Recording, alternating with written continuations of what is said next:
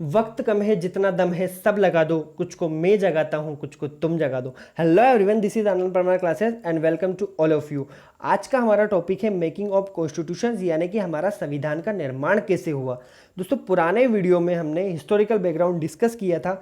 अभी तक 3 political lecture हो चुके हैं, ये चौथा लेक्चर है। अगर आपने अभी तक पुराने वीडियो नहीं देखे हैं तो इस वीडियो के डिस्क्रिप्शन बॉक्स में जाइए, आपको पुराने वीडियो की लिंक वहाँ पर अवेलेबल मिलेगी, आप वहाँ से इजीली देख सकते हैं।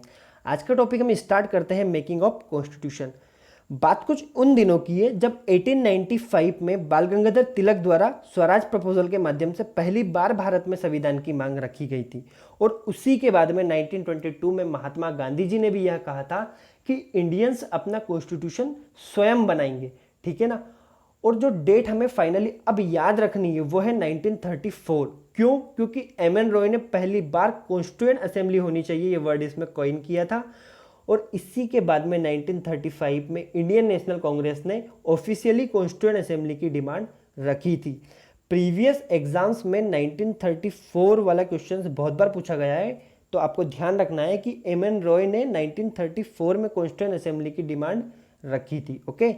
उसके बाद में 1940 में ब्रिटिश गवर्नमेंट जो अपना अगस्त ऑफर लेके आई थी, उसमें उन्होंने संविधान के गठन का जो है कि प्रारूप तैयार किया था, लेकिन कांग्रेस और मुस्लिम लीग ने इसको ठुकरा दिया था और उसी के बाद में कैबिनेट मिशन को भारत भेजा गया। फाइनली कैबिनेट मिशन 1946 में इंडिया आया था 23 मार्च को, लेकिन इसका गठन फरवरी में ही हो चुका था। इंडिया क्यों आया था? 2 इंपॉर्टेंट डिक्लेरेशंस को लेकर। पहला, भारत में अंतरिम सरकार का गठन करना, और दूसरा संविधान सभा का गठन करना। ठीक है ना।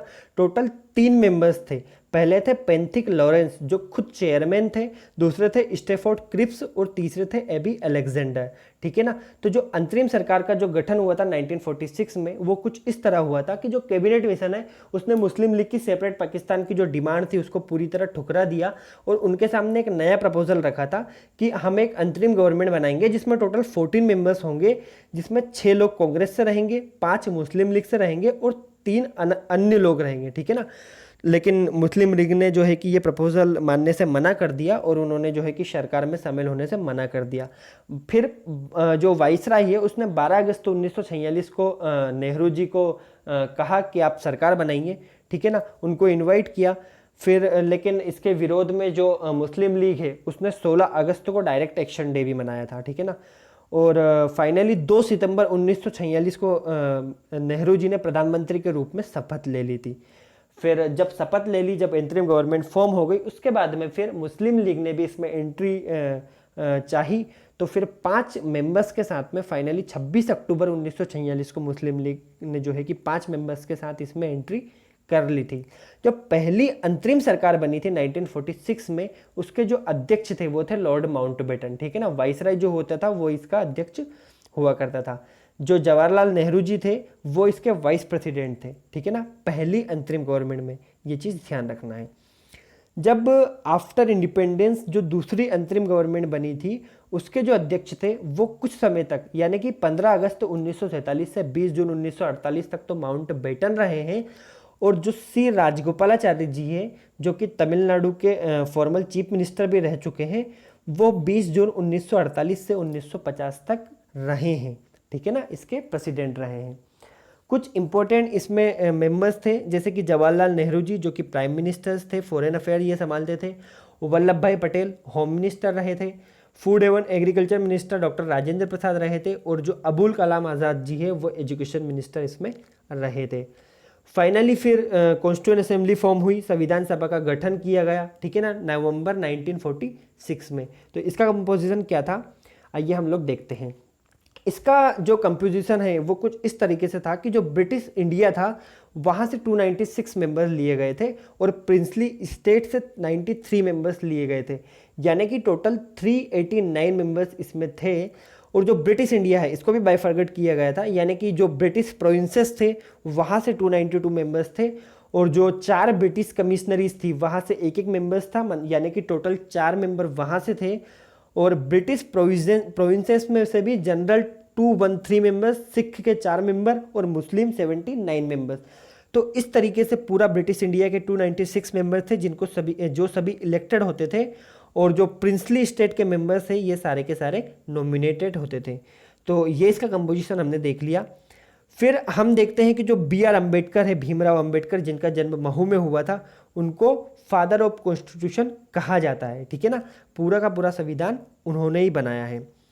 जो कॉन्स्टिट्यूएंट असेंबली की मीटिंग हुई थी वो पहली बार हुई थी 9 दिसंबर 1946 को दिल्ली में। ठीक है ना, काउंसलिंग चैम्बर लाइब्रेरी में हुई थी। इसमें क्या हुआ था कि इसमें टोटल 211 मन यानी कि 211 लोगों ने भाग लिया था, लेकिन जो मुस्लिम लीग है उसने फिर इसको बाइकआउट किया गया था।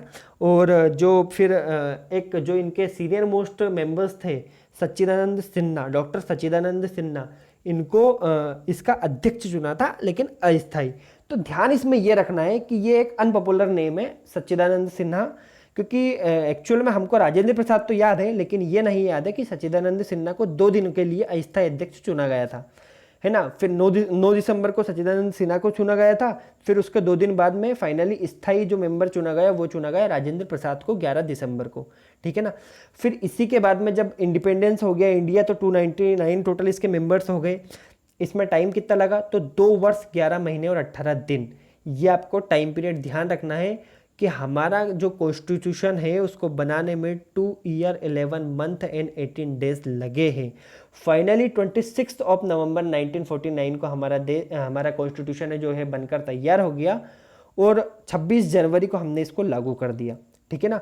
जो भीमराव अंबेडकर जी उन्होंने इसको असेंबली में प्रस्तुत कर दिया, और इसके पहले इसने जो है कि 11 सेशन कंप्लीट कर चुका था, यानी कि 165 डेज, और इसी में से 114 डेज तो सिर्फ ये हमें जो है कि तैयार करने में लग गए कि इसका ड्राफ्ट कैसा होगा। ठीक है ना। तो इस तरह टोटल इसकी 3 रीडिंग ली गई, और 284 मेंबर्स ने जो है कि हमारे इस पर संविधान पर हस्ताक्षर किए थे। तो ये आपको डाटा याद रखना है, 284 मेंबर्स ने इस पर हस्ताक्षर किए थे। फिर फाइनली 26 नवंबर को इसीलिए हम नेशनल लॉ डे के रूप में सेलिब्रेट करते हैं। ठीक है ना, क्योंकि उस दिन हमारा जो है कॉन्स्टिट्यूशन बनकर तैयार हो गया था। संविधान सभा की कुछ फैक्ट है, आपको ध्यान रखना है कि जो संविधान सभा है उसकी जो अंतिम बैठक हुई थी वो हुई थी 24 जनवरी 1950 को, यानी कि हमारा संविधान लागू होने से 2 दिन पहले। और इसमें जो डिसीजन लिए थे उसके अनुसार जो जितने भी आर्टिकल्स है जो इसमें मेंशन किए गए थे कॉन्स्टिट्यूशन में, वो 24 जनवरी को कर दिए थे, लेकिन जो बचे हुए कुछ आर्टिकल्स थे उनको 26 ऑफ जनवरी को इसमें डाला गया था, है ना। दूसरा कि जो संविधान सभा है उसको भंग कर दिया गया और उसका नाम बदलकर अंतरिम संसद कर दिया गया। ठीक है ना। और जो डॉक्टर राजेंद्र प्रसाद है वो पहले राष्ट्रपति के रूप में चुने गए थे।